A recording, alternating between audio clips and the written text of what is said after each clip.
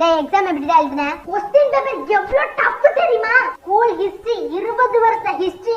இந்த எக்ஸாம்க்கு question paper வந்த மாதிரி வேற எந்த எக்ஸாம்க்கு क्वेश्चन பேப்பர் வரலன்னு பிரின்சிபலே வந்து சொன்னாரு. பிரின்சிபல் क्वेश्चन பேப்பர் பார்த்துட்டு அவருக்கு ஹார்ட் அட்டாக்கே வந்துட்டுமா.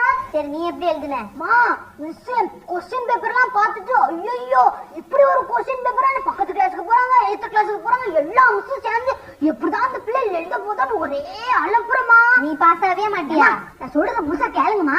மிஸ் சரி ஏதாவது 1 2 எழுதுங்க அப்படின்னாங்க. நீங்க நம்பர் 1 நம்பர் 2 போட்டு சும்மா ஏதாவது எழுதுறீங்க மார்க் உண்டு அப்படின்னு சொல்லிட்டாங்க. நான் எழுதிட்டேமா. நீங்க சொல்றீங்க அந்த பிரதீப் ஃபர்ஸ்ட் ரேங்க் வாங்குறவங்க உட்கார்ந்து குமுறி அழுதான். கேட்டா அவங்க ஃபெயில், டாக்டர் பையன் ஃபெயில், இன்ஜினியர் பையன் ஃபெயில், நம்ம அப்பாவோட ஃப்ரெண்டோட பையன் ஃபெயில், எல்லாரும் ஃபெயில், கிளாஸ்ல எல்லாரும் ஃபெயில்மா. சரி நீ பாஸ் ஆயிடுவல்ல? ஏமா எல்லாரும் ஃபெயிலுங்க, நான் எப்படிமா பாஸ் ஆக? கேடு சிறு